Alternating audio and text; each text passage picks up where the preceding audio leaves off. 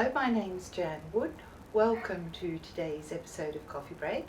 And today I'm here at the home of my friend Denise Parkinson, who is an incredible artist. So she's going to take us on a little tour of her studio. This is an interesting painting. It's an old one, Jan. I did this, I would say, probably, about 11 years ago now. And it's called Bathsheba, and it's actually of my daughter. And I set it out in my studio. You can see there that's my easel. And this is actually her violin. She plays the violin, and I thought that kind of echoed her back a little bit in a nice subtle way. And I'd always been interested in a painting by Rembrandt called Bathsheba, and I'll just go into a little bit about the story. Bathsheba is an Old Testament story, and Bathsheba is actually married, and she is absolutely beautiful woman, and King David falls in love with her. He sees her one day and absolutely is besotted by her, and decides that he wants to marry her. So unbeknown to Bathsheba, this has all happened, and then one day a letter is delivered to her home, and it is demanding that Bathsheba give up her home, her life, her family, her husband, everything that she's known, and go and marry this man, the king, who she doesn't know, obviously. And in the painting by Rembrandt, she's just sitting there. She's actually naked, and her servant has brought in the letter, obviously. Bit of a narrative going on here.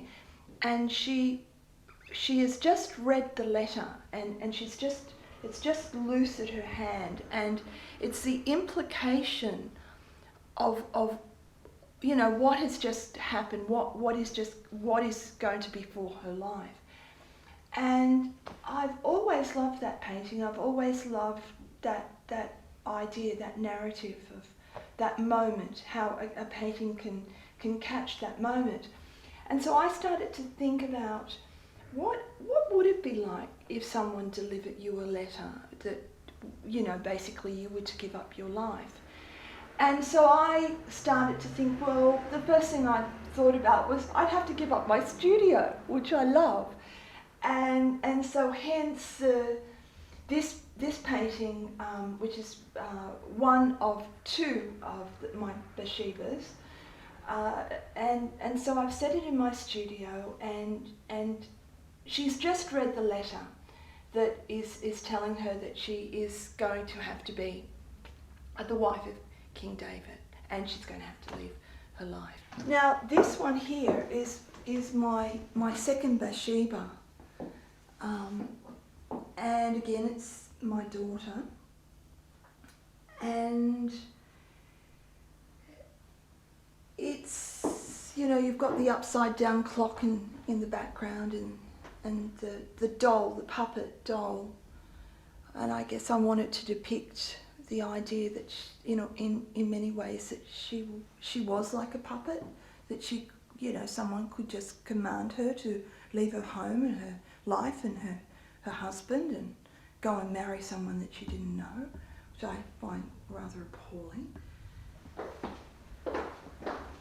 This is my studio, and this is where I hang out and relax and read and listen to music, of course, where I do all my painting. And I spend a lot of my time here. In fact, I often think that this is the conscious, and the house is my unconscious. This is the most important area. So this is where you paint? This area here is where I usually set up for where I paint. That's my kind of corner.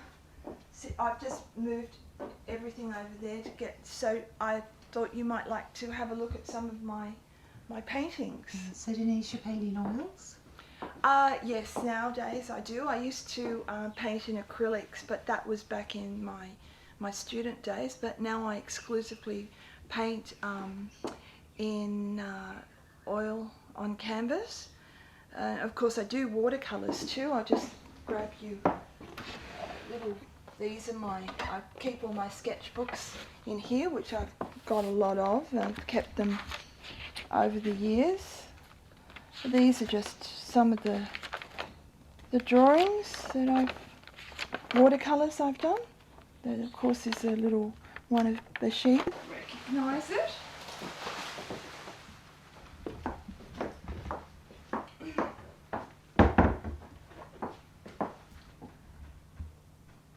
So this was very not me. You can see that I really had to kind of, all this green and this masculinity. It was there's his name, Cosgrove, General Cosgrove, that I did back then after he came back from East Timor, and he's actually a friend of the family. Peter, my husband, knows Peter Cosgrove, and that is actually his size. I measured him, and I measured this, and I made sure that he was going to be the same height in shoes to his hat. So that's how tall he is.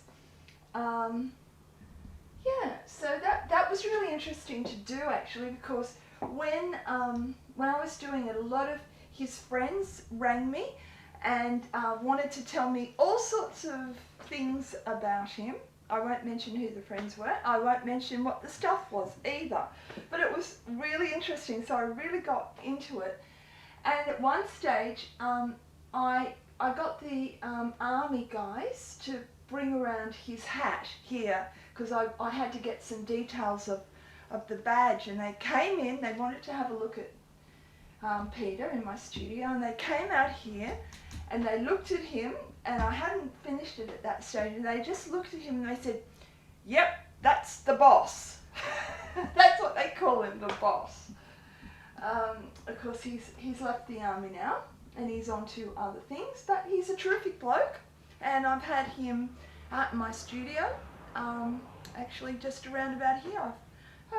He's a really good guy, but it was kind of daunting, because here he was, a general of the army, and then there I was, and I'd go, "No, look up, Peter," and I was back, come here, telling him what to do, and he was very, very good. He did everything that he was told. So that's the portrait of Peter Cosgrove, and that was in the Portuguese, and it was also on the ABC News. They did a bit of a coverage on it, which was very nice.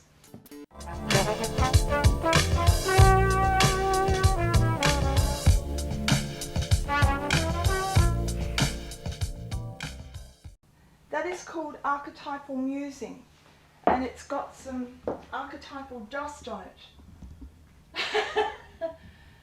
Get very dusty here. I've got to actually wrap this up and get it all sorted out. So that's my daughter again, and this was a fiery sky once summer's evening after we had a lot of bushfires, and I thought I've got to do something with that, and so that this is what basically came out of that sky. I started thinking, what am I going to put in there? I've got to get some interesting things happening around there. An Ophelia. I did an Ophelia years ago, but this is another version that I did. I won't show you my earlier one because it's kind of all. And this was hung also in the Portuguese. I think that was hung in, was it 2002? And again, it's of my daughter, who tends to be my poor, long-suffering model, and she's in the bathtub with flowers, and she's my urban Ophelia, I call her. And my first version was also very similar. She was in a bathtub, so it's all very peaceful. I love that whole idea of of Ophelia, the story of Hamlet by Shakespeare. Again, this is a one from some years back. Again, this was hung at the Portuguese, and it's called Peripheral, and this is a portrait of someone that I know who's he owns an acting studio, and he is also a director, and his name's Clarence White. And this is my daughter here, and they're outside a wedding shop. Again, the obsession with the wedding dresses started to kick in again. Me. This is one of the few times that I've ever painted myself on canvas, naked.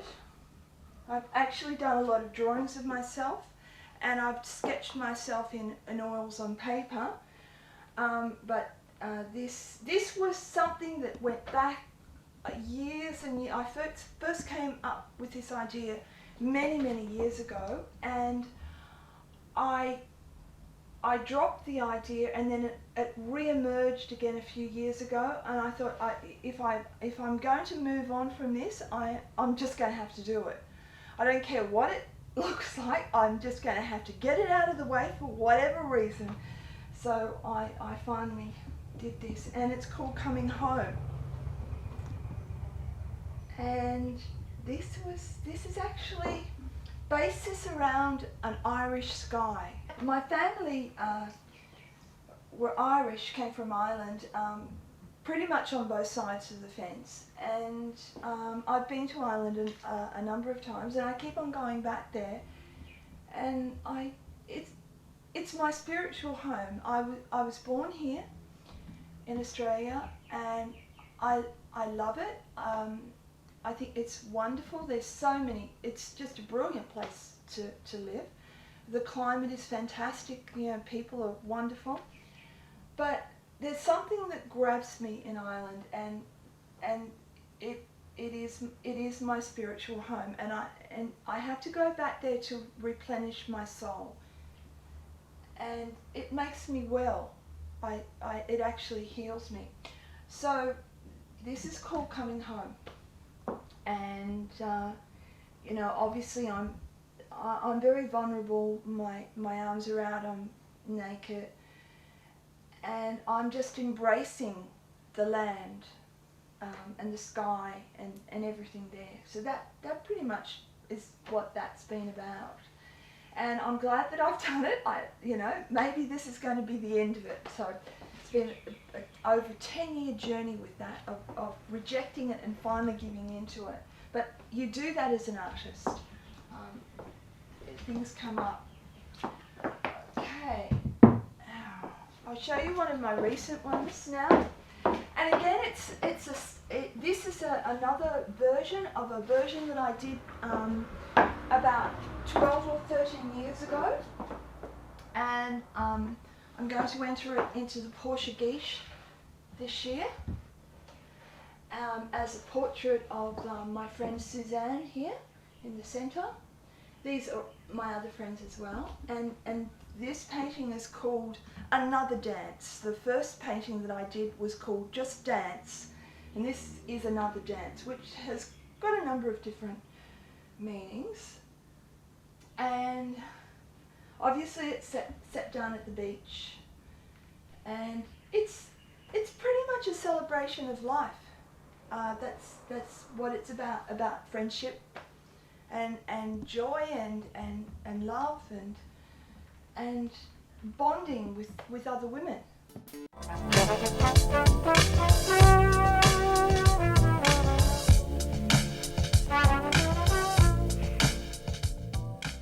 You just made me a cup of coffee. Yeah. And while we have coffee, we're going to chat about your life and your art. Mm-hmm. Okay, sure. Now, I can see you were born an artist.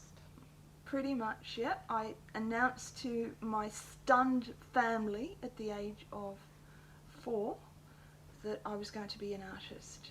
And to this day, I don't know where I got that from. Have no idea where I even found the word. So that was interesting.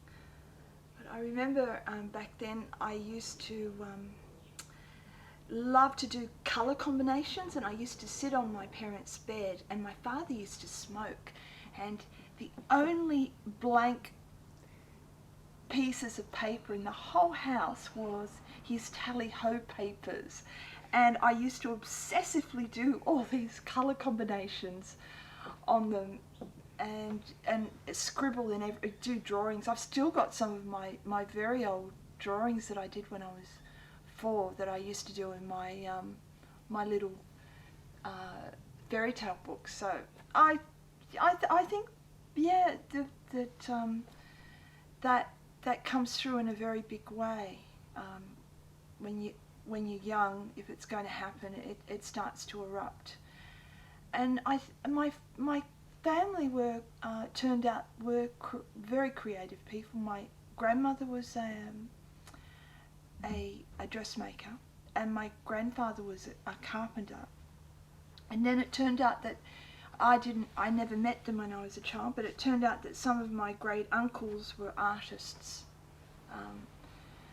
So I guess it comes through in the genes, and I gave up on the idea when I was 12. I decided against being an artist. I discovered that artists were always impoverished, they couldn't sell their work, and that just didn't appeal to me. And so for a number of years I temporarily changed. I was going to be a fashion designer, and that didn't work out, and I went back to the painting. And I'm glad I did. I mean, it's been, as with everything, as you know, Jan, in your life, it's a journey, isn't it? Yeah, and as a woman artist and being a mother, it's an enormous challenge. Like, I imagine even in the days of cave people, poor mum, she just wanted to do a cave painting who was going to mind the children. Yeah. She did it. Exactly. Yeah, I mean, that it is a challenge. I only had the one daughter. I decided to, the luck was running, so I thought, no, I'll just have the one. I won't. She was a good kid and everything, and I thought I won't push the luck here. And I decided only to have the one, and she was really good. She respected my time. She knew not to. She'd come into the studio and talk with me, but she knew over many years not to really upset Mum too much. And I've always been a pretty organised person, so I always managed to, get my part-time work out of the way, or my college studies, and everything done, and I would have time allocated to my studio. But mind you, I would have to put in 7 days and nights a week to get it all done. I mean, I remember those very early days for years and years and years. It was a very rare day that I would have a day off, that I would say, oh, well, I'm just going to go out, I'm going to do something nice for myself, and whatever. It just didn't happen. The only times, I guess, is when my daughter was on holidays and she wasn't staying with the grandmother, and I'd take her out and do things. But weekends were always a combination of getting everything done for the week, getting the ironing done, getting the washing done, the cooking, the shopping, and trying to get as much studio time in as I possibly could. So my daughter tells me that I was a little bit cranky back then, and I can see that. I think she understands now, but I think I was very focused, and I was very determined. I was living up. We were living about an hour and a half outside of Sydney, and I used to have to get up at 4:45 in the morning to go down to do my art course through the week, and sometimes I wouldn't get back till 8:30 at night. So I put in very, very long days. So I look back on it and I think to myself, well, I must have been, very determined to do that. But I was driven. I loved it. I loved every minute of art school, every second of it. I just adored it. I thought that when you die and go to heaven, it's just one great big art school. So Denise, obviously your partner is very, very supportive of what you do. Yes, my husband is terrific. I don't think he would have lasted 5 minutes, because from the very beginning, I did indicate to him that my artwork was number one in my life. That was it, and if anyone came between me and my artwork, there was no competition, and he put up with that. He went, okay, that seems to be fair. If it was me, I think I wouldn't like to actually be told that, but he said, yeah, that's fair. I won't stand in your way of your work and what you do, and he's been very supportive, and he's actually a big fan of my work too. He loves my work, and he will often come out to my studio when he knows that he can. There's a sense that don't come here, I'm in the middle of something. And he'll come out and he'll talk to me about my work, and he loves to watch the painting evolve and grow from the little sketchy bit that I will do, and then into a little watercolour, and then onto a larger piece, and then finally onto canvas. So he enjoys the whole process, and of course so do I. It's a wonderful process. Yeah, because traditionally men would be very threatened by the woman having such a passionate outside interest. Yes, well, Peter's a rare man. He was in the army, as I mentioned with Peter Cosgrove, and he did amazing things in the army. And and our army's all about character building. Of course, it's very blokey too, but I think what happened with Peter, and you see it in a lot of army guys, is that they have a good, solid, strong sense of who they are, and they're not insecure men. They know what they've done, they know what they're capable of, and so they're not threatened by a woman or anyone else for that matter, because they've been in life and death situations and they've come out alive. And Peter's been, almost killed a number of times in combat. And, he said that he's very grateful to be alive. And so he takes every day as a blessing. And he's just happy for me to do my painting. Is he still a soldier? They're always soldiers, but he left the army a good few years ago. But in the soldier never leaves the man. He will always be a soldier.